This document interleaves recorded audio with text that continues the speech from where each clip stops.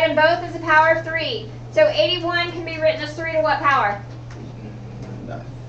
3 to 4. 3 to the 4th.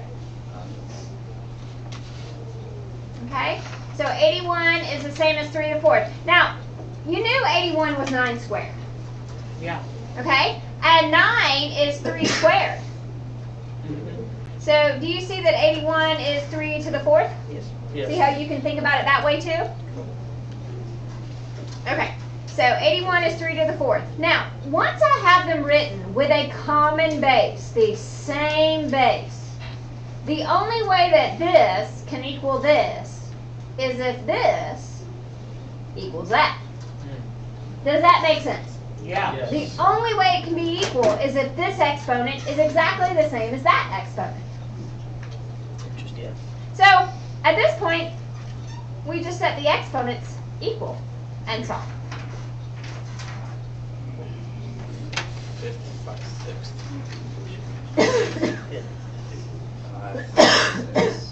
5, 6.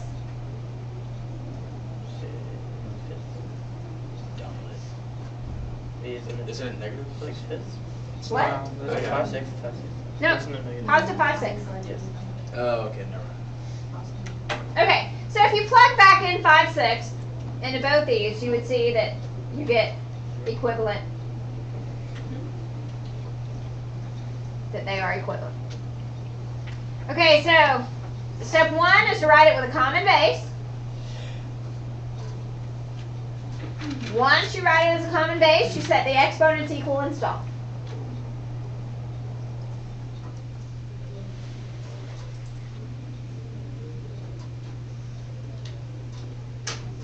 All right.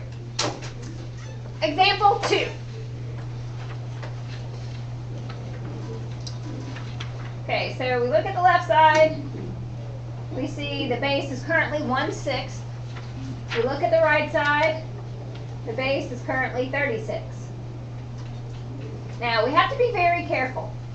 We cannot change the value of either side. We can change the form, but we cannot change the value. So with 1/6 and 36, what's a common base? 6. Okay, so if we're writing them with a common base of 6, 36 is easy. It's 6 squared. Now, how do I get 1/6 out of 6? It's 6 to the good, negative first power. Okay, now do you see how I did not change the value over here because 1/6 is equivalent to 6 to the negative first. I did not change the value over here. 36 is 6 squared. You cannot change the values of either side. We're just changing the form so that we are writing them both with the same base. So this becomes 6, power to a power we're going to multiply, so negative 2x plus 1. And this becomes 6 to the 2x. Yes, sir? Could you have changed 36 to 1/6 to the negative 2 power? Would that have worked? Yes. Yep. As long as you do not change the value, you're good. You can change the form. That one wasn't on the sheet.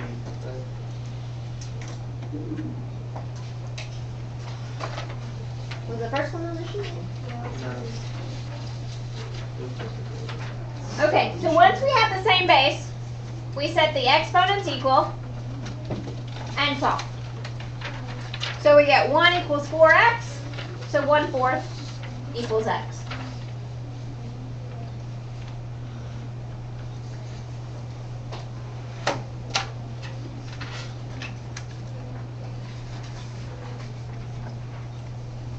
And this is where it gets fun.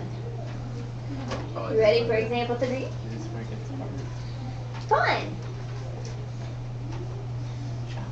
There you go. Challenging.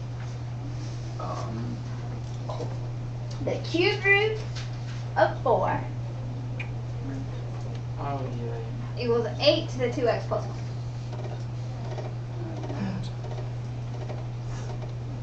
Okay.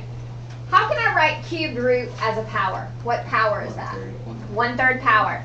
So this is really 4 to the 1/3. equals 8 to the 2x plus 1.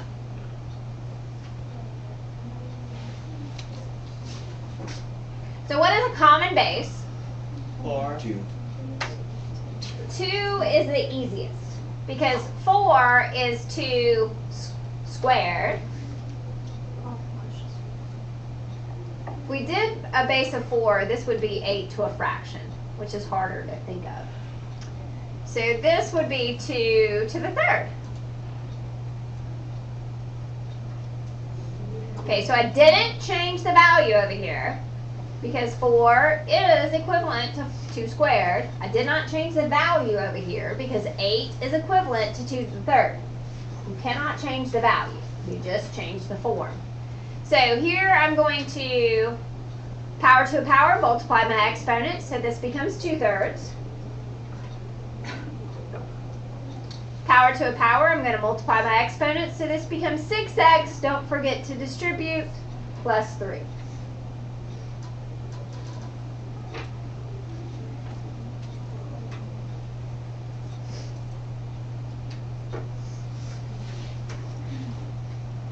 Alright, so once we have the common base, we can set the exponents equal and solve. And so we just need to subtract 3. And 3 is the same as 9/3, right? So this would be negative 7/3.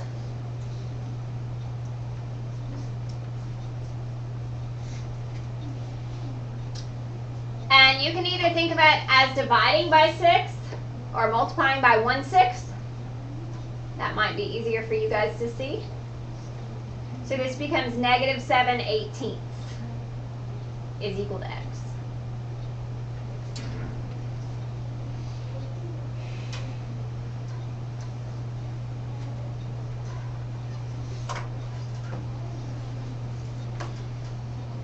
Real quick, have you guys ever solved equations where you had to write them with like basis?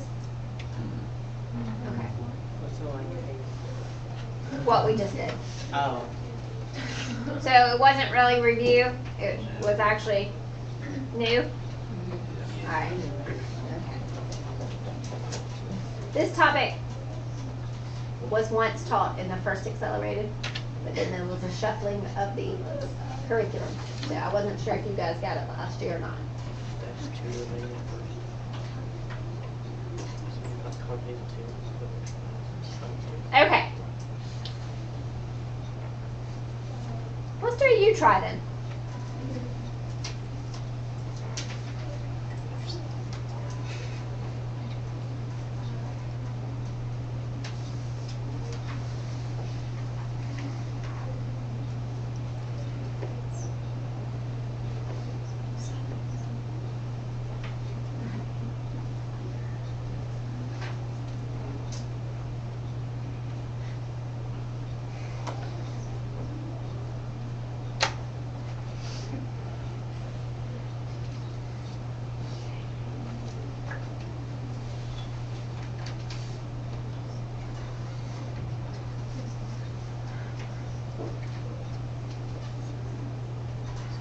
Miss Foley, Yeah.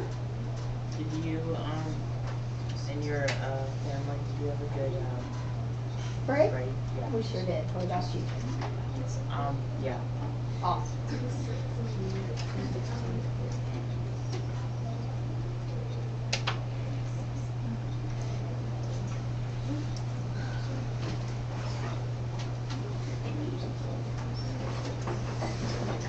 What's the base, guys?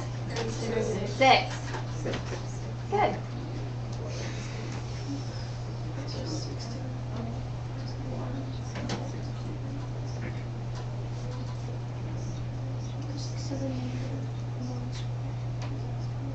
Negative what? Negative 2. I did my second, but I was like 6 and bigger 1 squared. I was like, that doesn't make any sense. My basically just felt so dumb.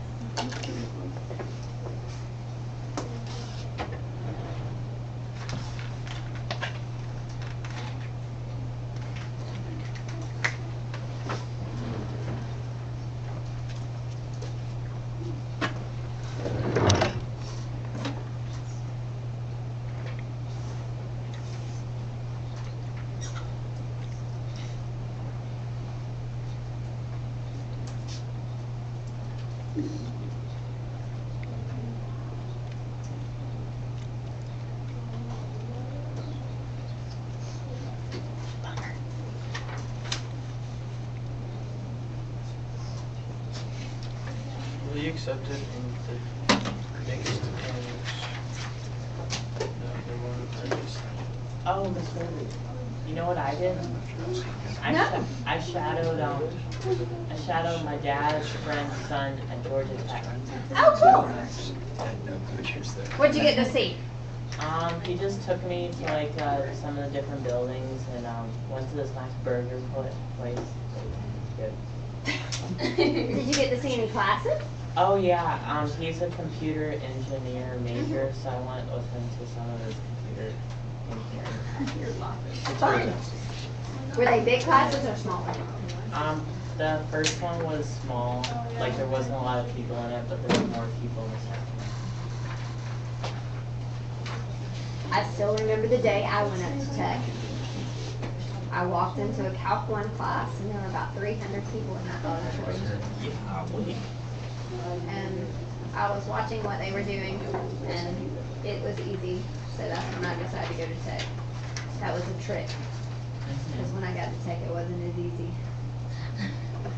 But that day, what they were doing we had just done in class, so it was easy.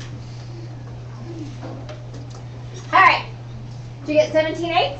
Yeah, no. Okay. Whatever. No? Yes. Yeah, nothing. Okay. Now, this would be really cool if every time we, guys, this would be awesome if every time we went to solve for an exponent, we could write them with like basis. But we can't always do that. So when we get to problems like this, Yeah. because you can't write them with the same base. So we're going to have to come up with another method when that happens. Now, the problems you have for homework tonight, you can write them all with the same base. Okay, so this is the back of the first page. Or maybe it's the last page. What about number 18? Huh? Number 18.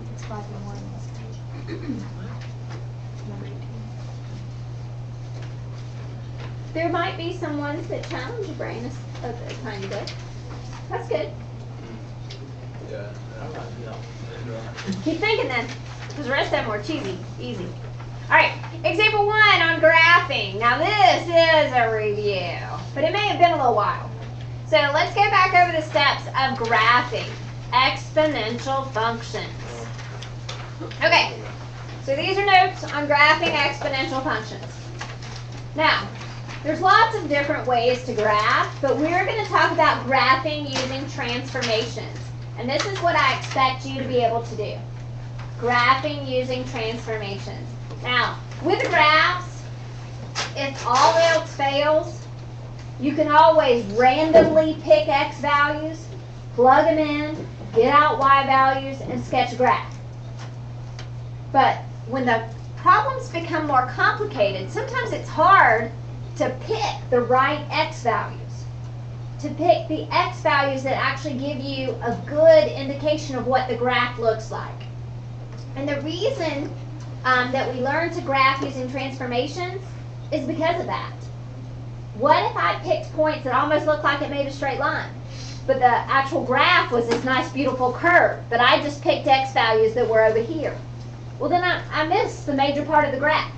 I don't even know what it looks like. So when we graph using transformations, it always gives us the important part of the graph. Gives us the good stuff.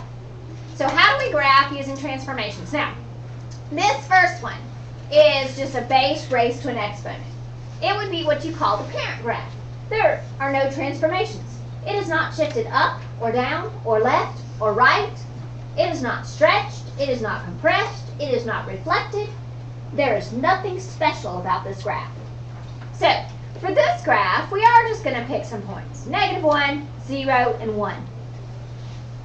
And try to kind of figure out what the important part, the meat of this graph, looks like. Well, y is 2 to the x. So if I do 2 to the negative first, I get 1/2. It flips it. If I do 2 to the 0, I get 1. And if I do 2 to the first, I get 2. And so I get this point, I get this point, and I get this point. Well, if we did 2 here, we would get 4, which we don't have to, but. And if I did -2, I would get 1/4. If I did negative 3, I would get 1/8. If I did negative 4, I would get 1/16. If I did negative 5, I would get 1/32. If I did negative 6, I would get 1/64. If I did negative 7, I get 1/128. It gets smaller and smaller and smaller and smaller. But can I raise 2 to a power and ever get out 0? No. So it gets closer and closer and closer to 0, but it never touches it, which tells me that y equals 0 is called an asymptote. Do y'all remember that? Yeah. Okay, so y equals 0 is our asymptote here. So this graph approaches that asymptote, but it never touches it. And then it's an increasing function forever as we go left to right.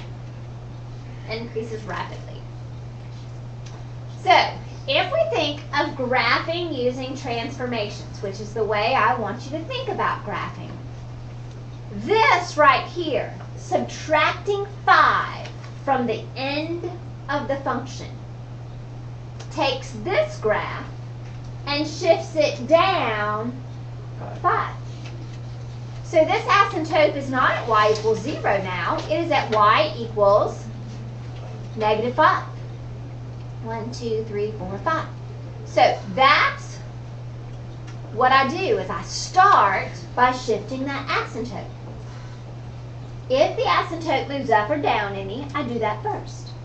Now, there is nothing added or subtracted to the x, because if something is added or subtracted to the x, that causes a horizontal shift. So horizontally, we didn't move any. So we are starting right here.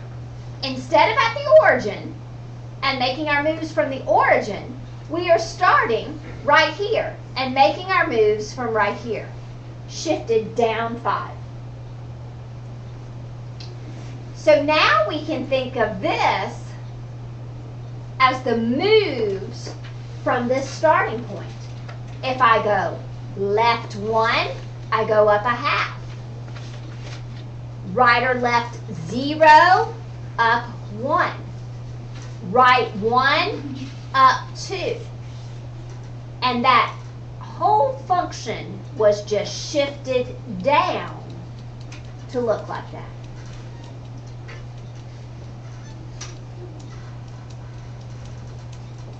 Now, did I make a new table?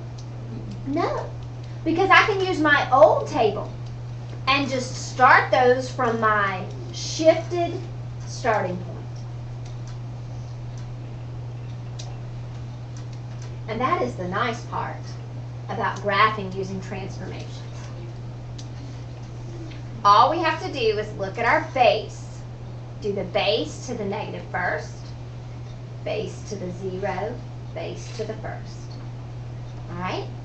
So, let's look at example 3. Our base is still 2 on this one. This time, my asymptote shifts down 2. So I'm going to start by graphing in that asymptote.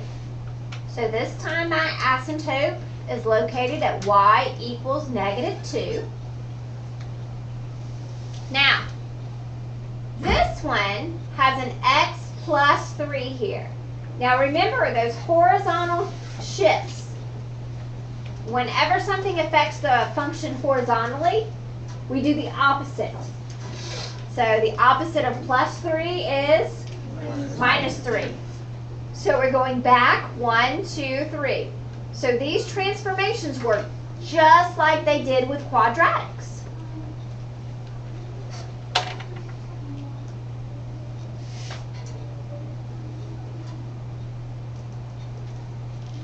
So we shift down 2, left 3. Now, my base is 2. So 2 to the negative first. If I go back 1, I go up a half. 2 to the 0, any number to the 0 power is 1. Any number to the 0 power is 1. That might be helpful for some of that other homework too. And 2 to the first, so if I go right 1, I go up to. And there's my graph.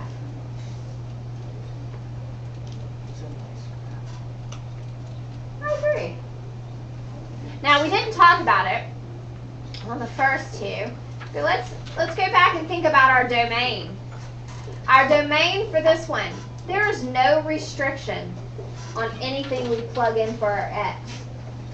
But do you see that all of our y values are greater than -2? Yes. Yeah. So we do have a restricted range.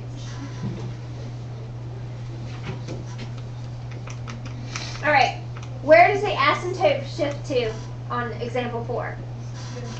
Up 2, good. So if I ask you for the equation of the asymptote, you would say the asymptote is y equals 2. All right, does the starting point shift off the y-axis at all here? Yes. Yes, where does it go? 1. It goes right 1. So this is my starting point. Right 1.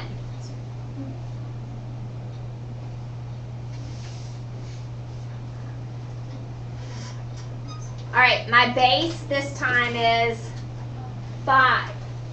So 5 to the -1st is a 5th. When you're when you're sketching a graph, you really can't tell much of the difference between a 1/2 and a 5th. I get it.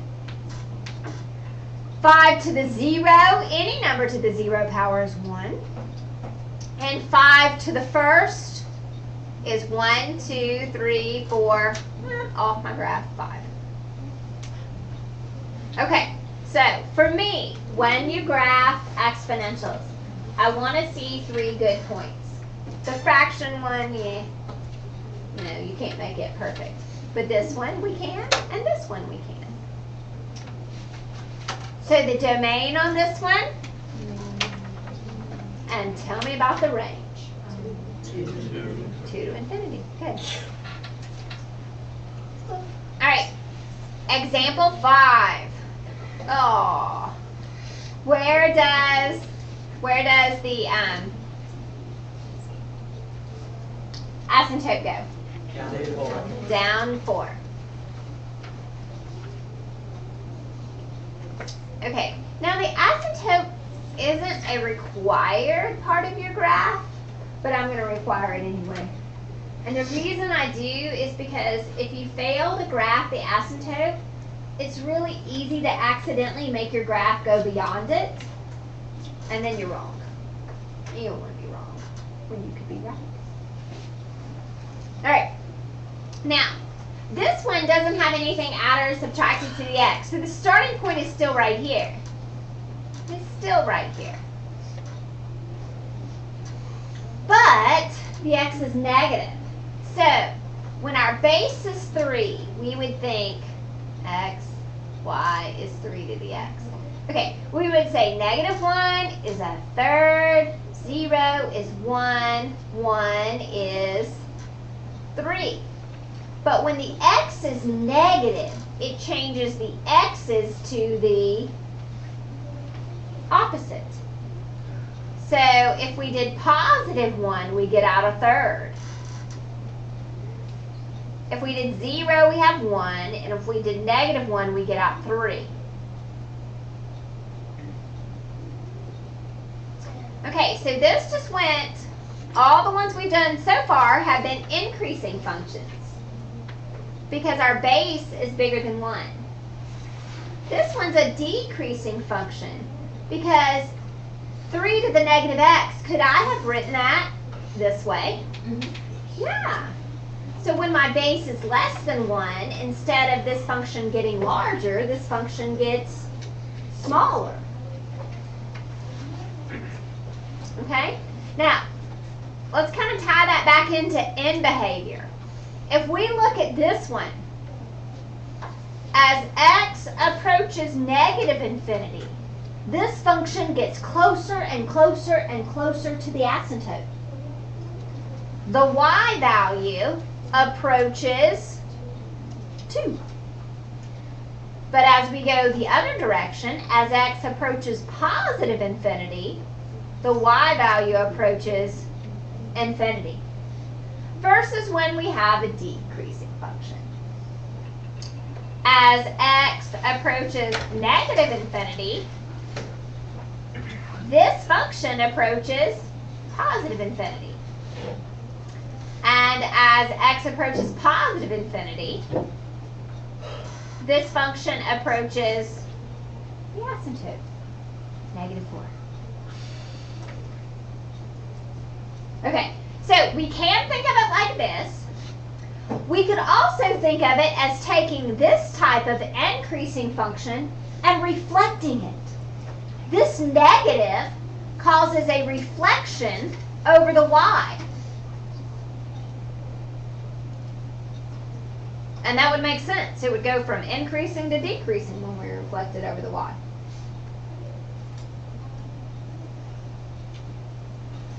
Are we good? Okay. So, this is going to be the last example we talk about here.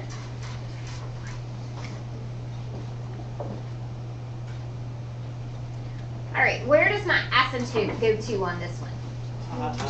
Up 2. So the asymptote is the first thing I'm going to always graph. This one's at y equals 2. Now, this one has no horizontal shift. So the starting point is right here on the y-axis, right at y equals 2. So it's right here. Okay, but this has a negative out in front. And a negative out in front of a function causes a reflection over what? X-axis. Good. So whenever we have the negation out in front, it causes a reflection over the x-axis. All right. So this one right here, what's going on here? So instead of being here and here, whoops, and 3 to the first is 3. So instead of being up here, these get reflected. So 3 to the negative first, instead of doing 1/3, I'm doing -1/3. 3 to the 0, instead of going up 1, I'm going down 1. 3 to the first, instead of going over 1 and up 3, I go over 1 and down 3.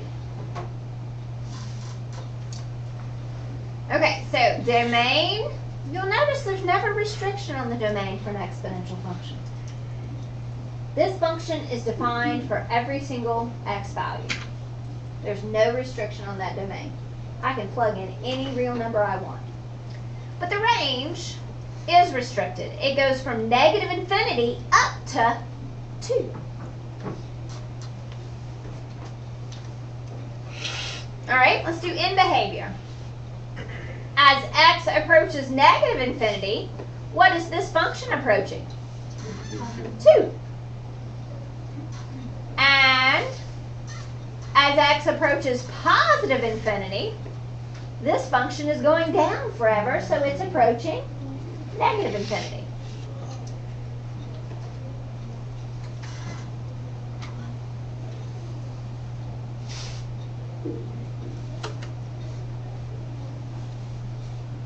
Now the last little thing I want to tie some pieces together. You guys have already studied exponential functions that are in this form.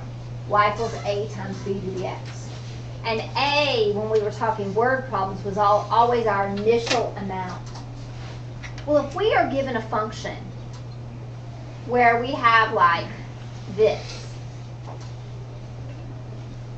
y equals 5 times 3 to the x, this 5, if we tied it back into what we know about a word problem, this 5 would be our initial amount. That 5 also is our y-intercept. And the reason this would end up being a y-intercept is that 5 causes a vertical stretch. So if we thought about its graph, this one has no shift to it, so that asymptote is here. 3 to the 0 is 1, but 1 times 5 is 5. So this would cause a vertical stretch, and when we have no shifting, No shifting up or down, no shifting left or right. When it's just in this form, this number ends up being our y-intercept. This one would look like this. So 3 to the negative first is a third, times 5 is 5/3, and 5/3 is the same as 1 2/3. And then 3 to the first is 3, times 5 is 15, way up there. So a vertical stretch on an exponential, really, it ends up being hard to graph because it never really fits on a graph nicely. What would the y-intercept for this one be? Negative 2. Oh, I see it. So then it'd be flipped. Very good. So this one would be flipped down here. And it would look like that. Okay? Alright, so those second 2 pages, I really should have stapled it differently to where they were the first 2 pages. The second 2 pages, that's your homework. Really shouldn't take that long. Did you get a bird? Yeah, a bird. No. We have a bird that visits us in the window all day long.